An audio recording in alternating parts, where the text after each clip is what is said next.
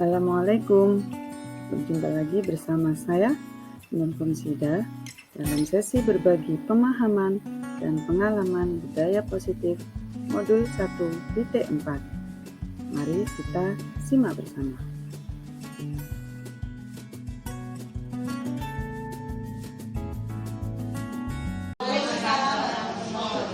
Alhamdulillah, di sini saya akan menyampaikan beberapa materi yang saya dapatkan di pendidikan guru penggerak tentang materi budaya positif di sekolah.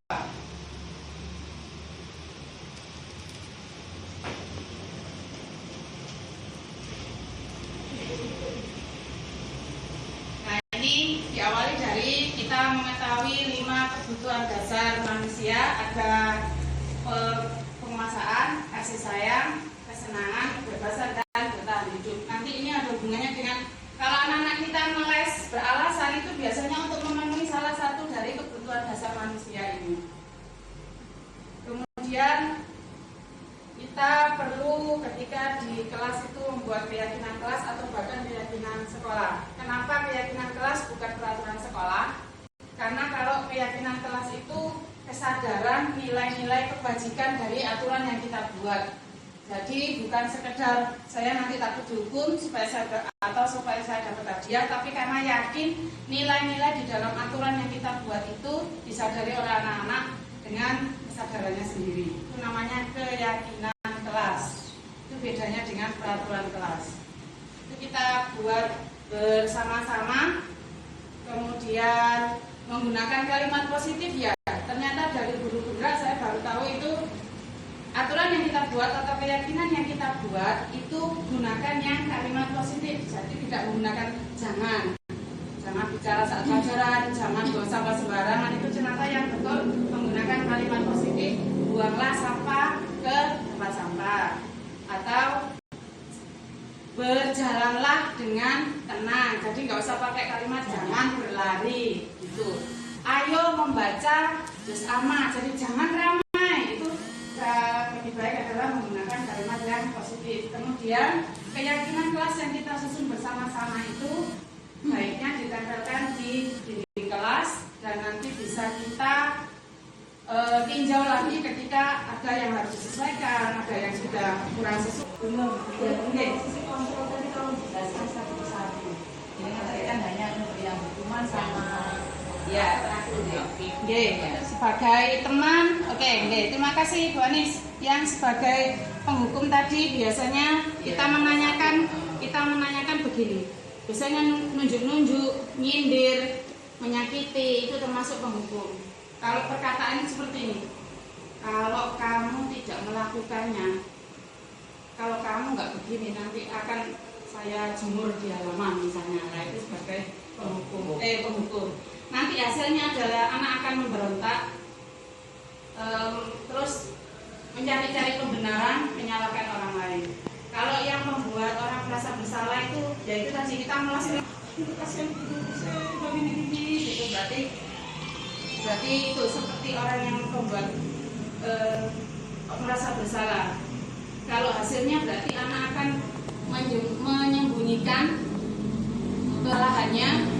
Itu berarti termasuk efek karena kita sudah membuatnya merasa orang yang bersalah. Kemudian sebagai teman ini termasuk masih identitas berhasil ya. Ini masih dianggap baik sebagai teman sama pemantau. Tapi yang paling bagus adalah sebagai manajer. Kalau sebagai teman itu misalnya guru membuatkan alasan-alasan untuk murid-muridnya. Sok-sok besting, misalnya. Iya, oh gitu. Oh, misalnya kayak gitu. Apa? Mau nangis gitu, misalnya gitu kita mau bujuk-bujuk itu berarti sok-sok sebagai teman. Terus misalnya kalau dalam hal verbal misalnya ya sudah, nanti Bapak Ibu guru bantu aja, apa misalnya kayak gitu. Nah itu nanti hasilnya adalah anak akan tergantung pada gurunya. Apa-apa, aduh nanti aja lah diselesaikan Bu Guru, nanti aja lah aku mengadu ke Bu Guru akan selesai semua, misalnya kayak gitu. Itu kelebihan ketergantungan. Nah kalau kita sebagai pemantau, ini masih perilaku kontrol yang positif juga. Kalau kita sebagai pemantau, itu anak akan gurunya berbuat sebagai penghitung, hanya memantau. Oh ya gitu. Terus kalau kita gurunya bisa berkata contohnya begini, kamu tahu apa peraturannya? Nah ketika anak yang seperti Najril, seperti anak yang nggak ngereken, Ardi, kamu tahu peraturannya?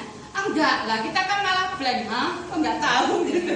Padahal yang jawaban kita harapkan nggak gitu, ternyata kan cuek. Kamu tahu peraturannya enggak? Enggak lah, terus kita gimana?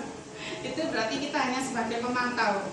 Kemudian hasilnya adalah menyesuaikan bila di awal. Nah ini berarti nunggu disuruh-suruh dulu, nunggu diajak dulu, itu berarti belum ada kesadaran dari dalam dirinya. Itu menengah ini termasuk ya, sebagai pemantau masih bagus lah daripada yang awal ini. Nah ini yang paling spesial, yang ya saya juga banyak kekurangannya. Guru ya dalam perbuatan adalah mengajukan pertanyaan pemantik seperti tadi.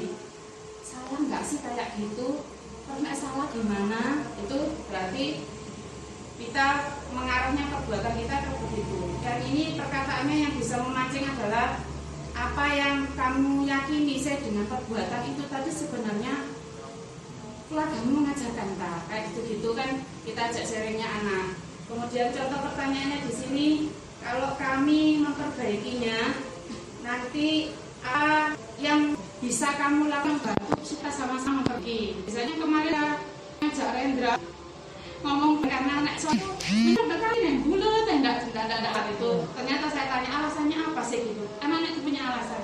Nah kalau sholat mesti dibully bu, digininya saya. Oh ternyata penyebabnya itu, makanya dia malas kalau mau sholat, dijemoknya anak perempuan dan sebagainya. Oh berarti masalahnya di situ. Itu kita minimal laksanakan sebagai manajer. Dan hasilnya adalah anak akan menguatkan karakternya dari dalam atau motivasi.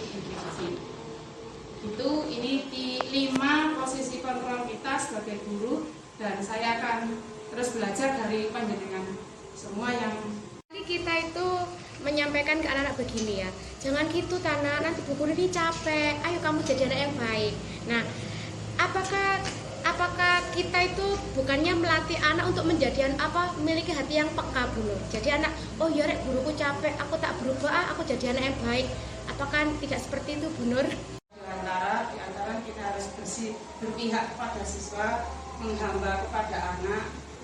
Kemudian salah satunya juga yang itu kekuliahan daya dan sebagainya, itu juga yang masih kita kenal sampai sekarang. Mungkin ada yang mau ditanyakan. Yang dimaksud menghamba, yang dimaksud menghamba kepada anak itu kita setiap apa yang kita lakukan, apa yang kita pikirkan adalah untuk kepentingan anak. Itu menghamba pada anak. Menghamba pada anak itu bisa diwujudkan dengan keyakinan kelas yang ketika anak-anak nggak menginginkan dia jangan buat peraturan itu, gitu. Seperti kemarin kelas 6A itu gimana? Karena awalnya saya maunya setelah waktu olahraga itu kamu bawa ganti baju batik. Karena apa? Sudah tak terangkan itu bau asem, bau gak enak. Dari pagi sampai siang kamu main sepak bola, bawa ganti baju lah. Ketika anak-anak nggak menginginkan ganti baju, ya sudah keyakinan kelas itu saya coret, nggak pakai itu. Padahal saya sudah tunjukkan manfaatnya.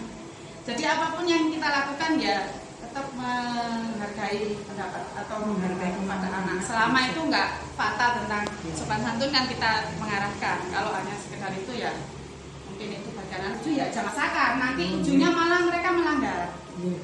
Terus kalau kita sebagai penghukum tadi itu, kalau kita sebagai penghukum biasanya anak-anak itu cenderung jadi pendendam. Jadi pendendam terus merasa nggak terima, wah aku nggak salah, disalahkan dan sebagainya. Itu karena kita cenderung sebagai penghukum atau pembuat orang yang merasa bersalah.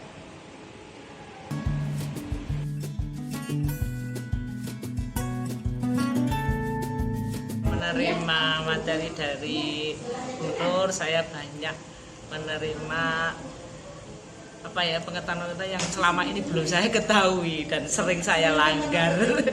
Insya Allah saya akan menjadi lebih baik.